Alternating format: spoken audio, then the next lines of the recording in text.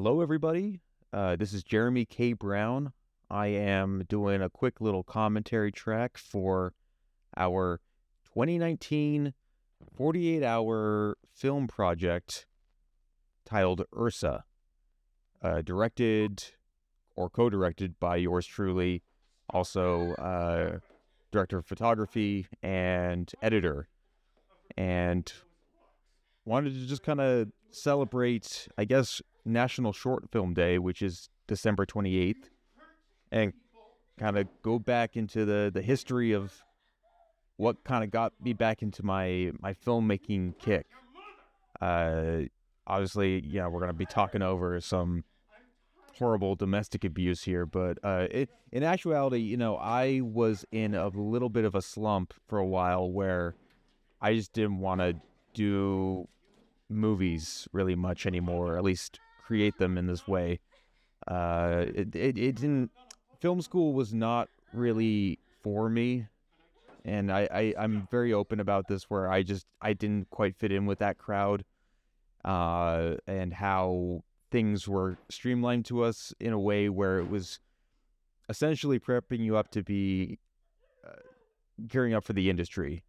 And I just didn't take a liking to the hierarchy. I didn't like the cliques and the clubs and just the way people would always treat everybody else. I didn't like the ego-driven stuff. I grew up always wanting to make movies with my friends and people I knew, people I could trust, and kind of go from there and survive off of some of that. Obviously, in the real world, that's not quite so easy. Some people get away with that, but generally it is not well equipped for the filmmaking landscape. But yeah, this is our opening crawl for the film. We were basically assigned, as many 48-hour projects go, you get a few assignments. So we had to have a character named Chico Rodriguez, which you'll probably see on this bulletin board here in a second. We needed to feature the line, "Third time's the charm." We needed to be working within the realm of, I want to say, asylum, insanity, and then something along the lines of psychic powers. And the prop that needed to be featured in the film was a brick, just a standard old brick. And I think we fit all the criteria pretty well, as best as you can. If for those who don't know how a 48-hour film works, basically you are assigned those other prompts to make some sort of short film in the span of 2 days. If you can stomach it, if you can make it happen. And here's our Chico Rodriguez, by the way. This is Emily Gerber and David Roberts, who are in fact actually married now. They are husband and wife, and I think, I would hope that they feature this in their wedding video at some point. But this was a nice little romantic moment that we were able to capture with them in slow motion. But anyway, yeah, the 48-hour process, you get very tired. And we're kind of working with everything within our means to stay on schedule, make sure all of our actors and everybody on set is well maintained, comfortable, and doing everything that they need to be doing. And honestly, I would say, despite a couple, or despite many takes we might have had to have taken for a couple shots, we managed to get this done in the nick of time. And that's why we set out to do it, was just to see if we could even do it. And the beauty in doing this was that we found we were kind of outsiders in the realm of this Richmond 48-hour scene. Some of our competitors had done this multiple years and are still doing it now. And we just kind of walled ourselves in thinking, well, maybe we can pull something off. Maybe we can use some of my equipment here. I got this cool Canon XC15 camcorder. Maybe we can make it a little cinematic. Got a couple spotlights we can use. We have a great location. This is all this Emily's and David's shed at the time.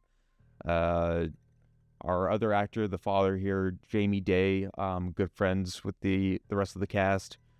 Um, the big thing, and I think the big selling point of this film was definitely our teddy bear.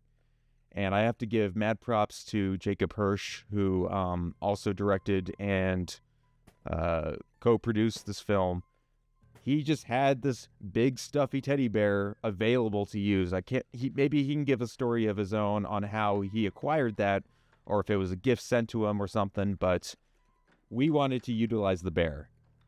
We had to put it to use, and we had to make it this very daunting, really ambiguous kind of figure that's in the background for all this domestic stuff going on, all the violence and despair and almost hope and longing that maybe this family will come together again. But we know at the end of the day, and as many horror films end, that's not always the case. So our main goal was to really mess with the audience's heads, and I think, and we're getting right to it here because this is a very short film, I think what ended up happening and why we won the Best Picture award all around, and why we were able to screen this film in the Netherlands thereafter, was just that whole subversion of what the audience expectation really was. We go from a very, very serious, dark family drama to an almost comedic twist here by the end. Of course, our main heroine does not make it out of the shed. The door slams in her face. She's confused, and oh no, the bear is alive. The stuffed bear is moving around. It's possessed, or it's some other sort of demon. We never really came, to any sort of close conclusion as to what was really going on there, but that's the whole art of the 48-hour project, is that you work with a concept and you just build from there. So there could be a world here. There could be an URSA 2 for all we know, but we just wanted to keep it simple and keep it funny by the end. And I think that's what kind of sticks with the audience. If they remember how funny the ending was, that's all that counts. And funny story I'll mention by the end here too is that we did screen this in the Netherlands with another festival, and it was around, I want to say, around March 7th when we came back, when it was time to leave, and we did not have to endure staying 2 weeks in Europe due to the rare chance that we had just made it back to the U.S. 4 hours before the COVID lockdowns that the CDC had passed. So there you go. That's URSA.